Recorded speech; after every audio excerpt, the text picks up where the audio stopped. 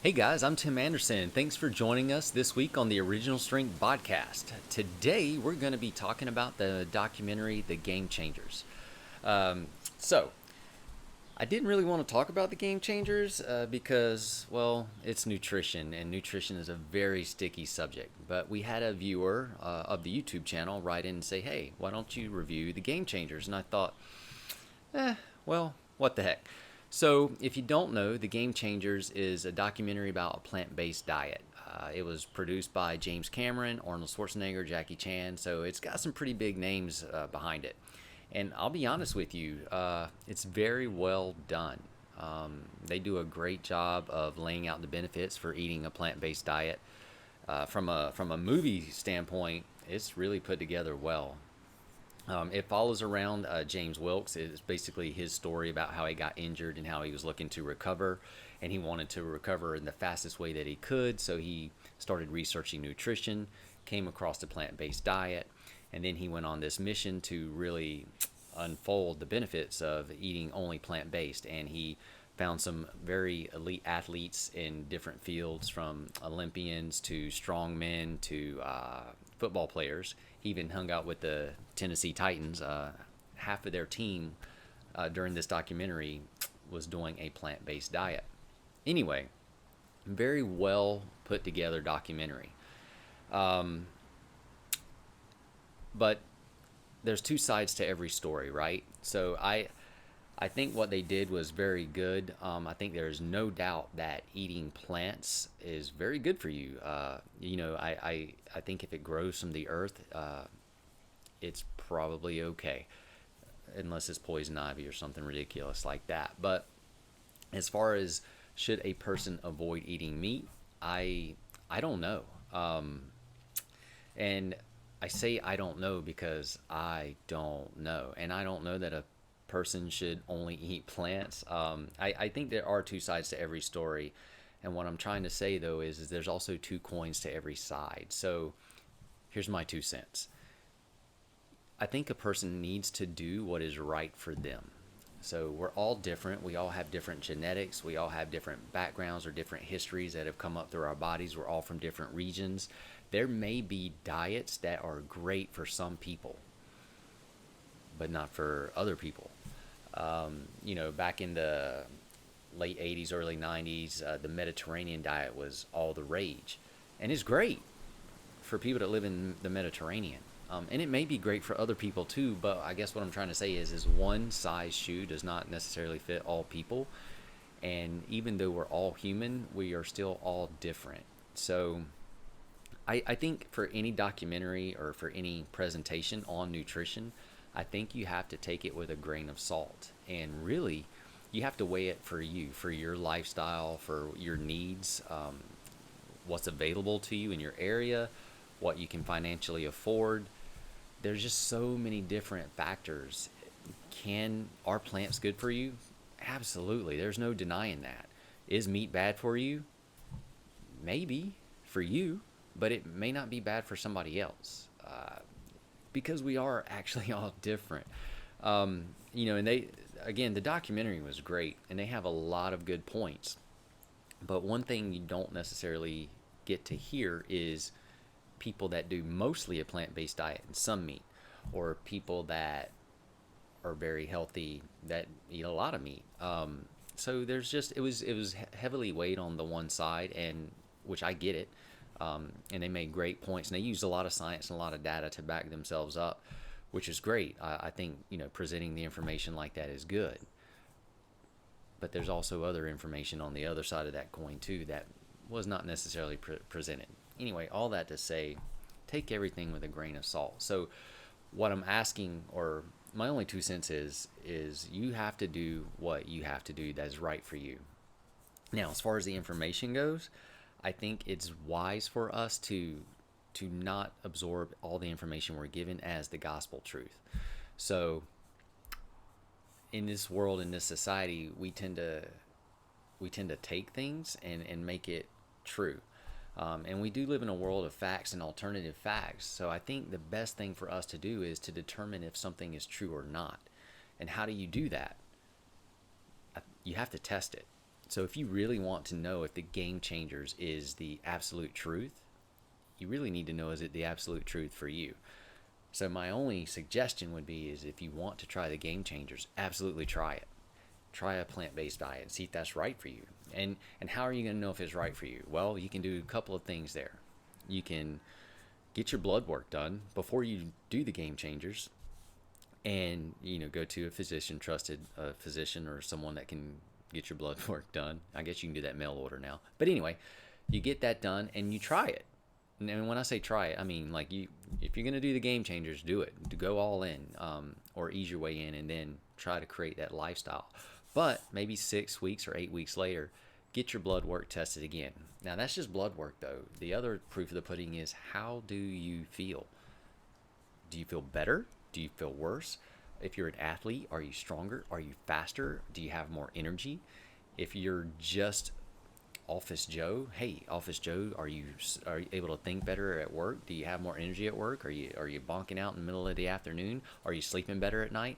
So you can test this stuff, guys. You don't have to take, hey, they said I should only eat vegetables for the rest of my life, and that's the only way I can be healthy. Well, that might be true, but it might not be true. It might not be true for you. So anyway, if you want to know if something's true or not, test it. If you experience it, then you know if it's true for you. Again, I think that they did a great job putting the movie together and all the facts that they present. I just don't know that it's the truth for you. I don't know that it's the truth for me. It would be something that I can't really say yes or no for me until I do it. But I have to experience it, right? So the same thing goes for meat, though. You can do the same thing. You can have your blood work tested, and then go on a diet of mostly vegetables and eggs. I don't know, but you test what you want to test and see how your body does with it. See how you feel.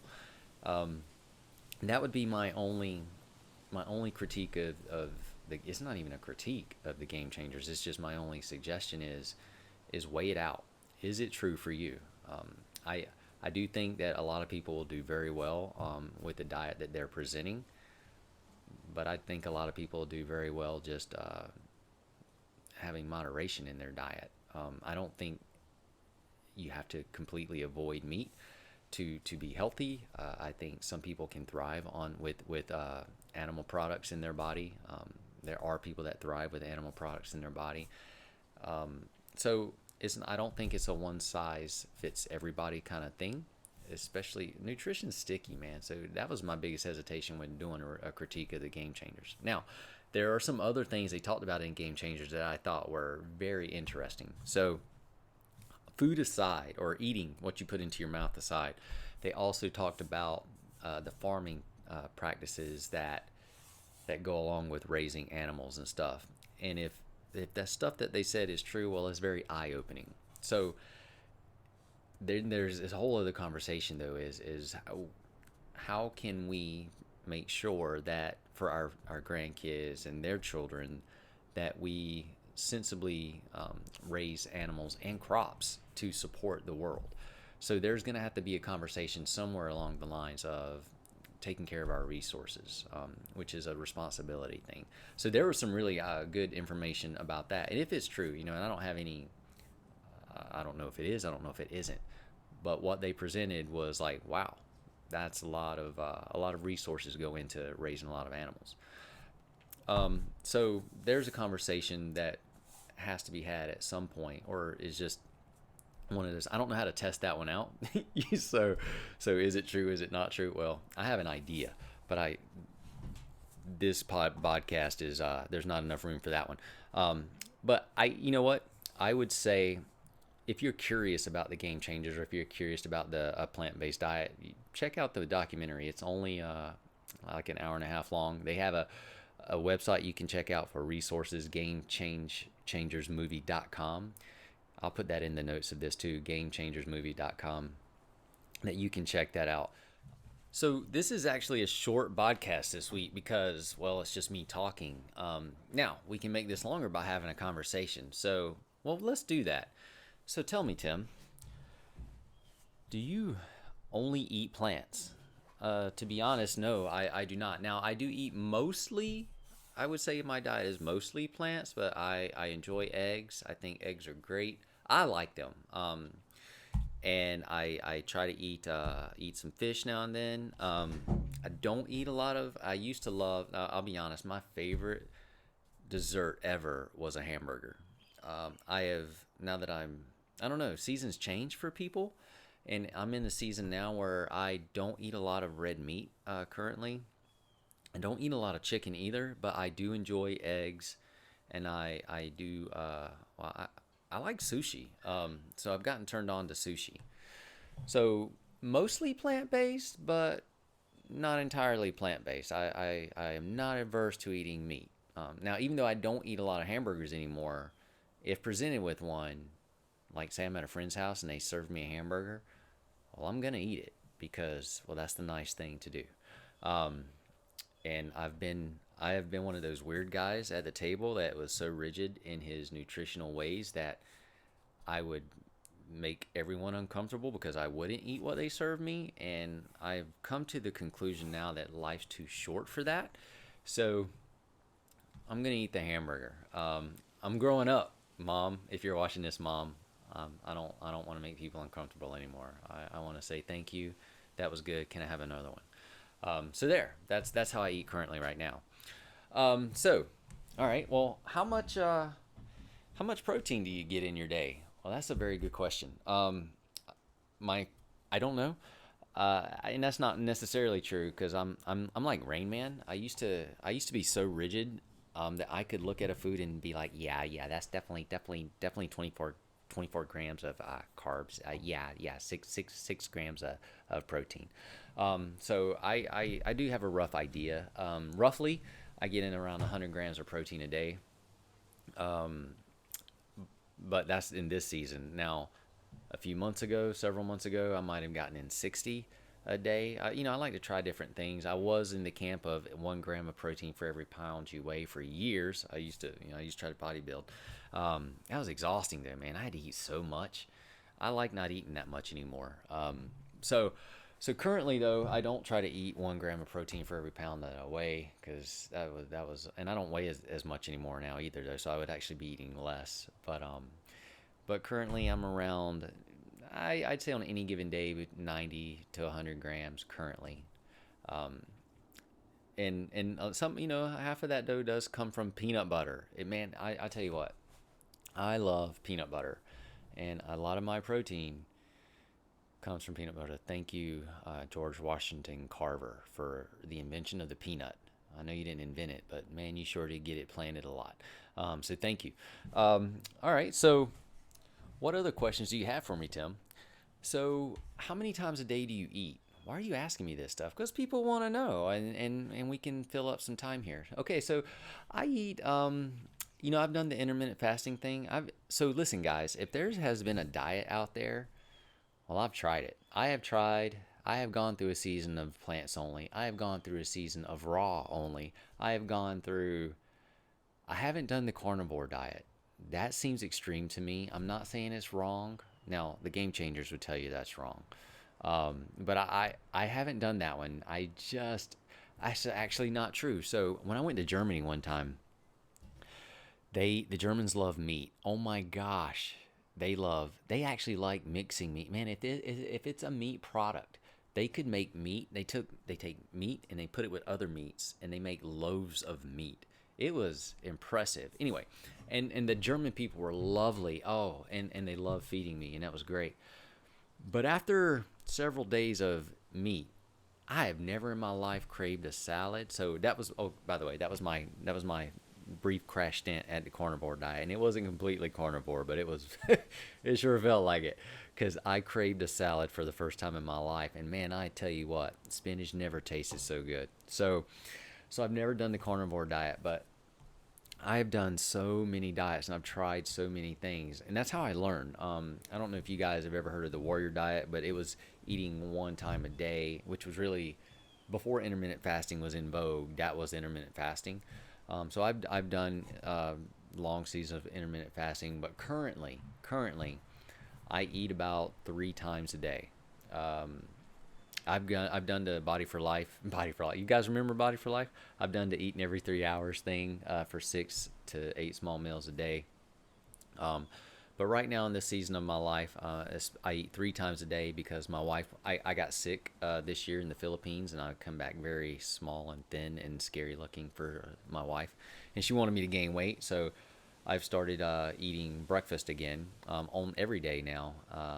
And actually, guys, I eat bagels for breakfast with smothered in peanut butter to try to gain weight. So I've gained about 15 pounds just from eating more bagels and peanut butter. So I do eat 3 times a day. Uh, Nothing crazy. But I eat my first meals around 10 o'clock. I get up, guys, I get up at around 5.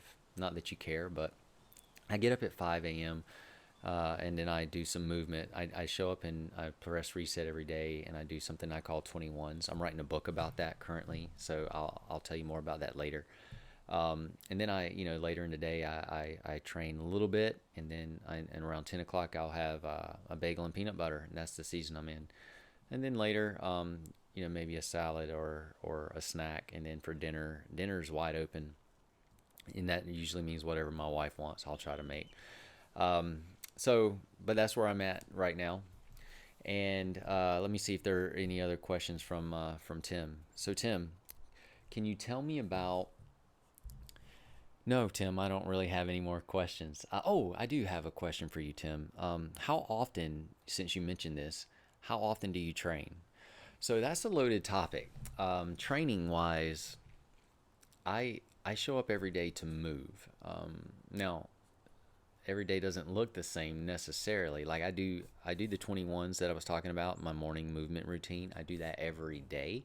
But as far as strength training goes, I'm a big fan of Easy Strength from Dan John, who next week will have he's going to teach us about Easy Strength. I like just showing up and doing a little bit of something every day in the strength world. Just 4 or 5 different things, nothing hard, but just keeping my nervous system sharp so that it can do stuff later. And then, I love to run sprints a couple of times a week if I'm able to and the weather's cooperating. I love to do that. But basically, I do a lot of body weight stuff and a lot of pressing reset. But I show up every day. Some days are really short. Some days last 20 minutes. Some days last 40. I don't do marathon training sessions anymore. I just want to feel good because it feels good to feel good. And I really want to honor my body and take care of it so that it can take care of me.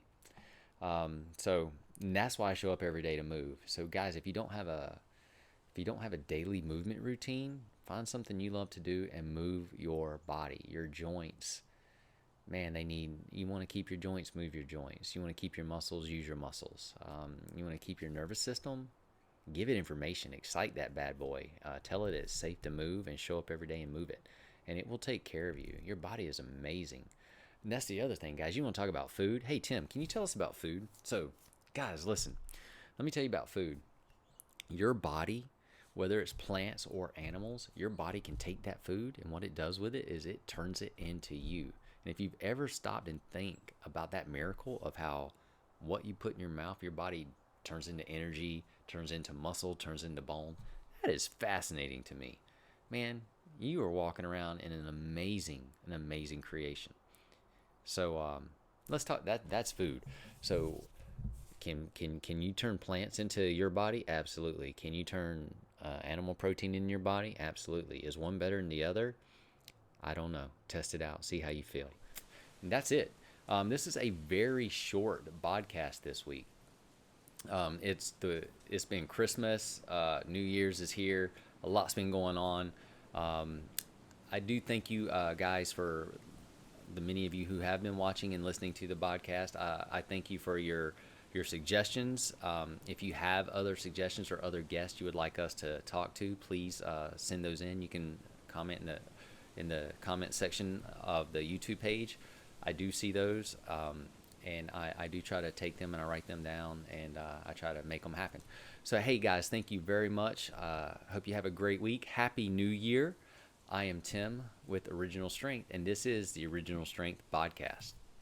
We hope you've enjoyed this edition of the Original Strength Podcast. If you made it this far, thank you so much.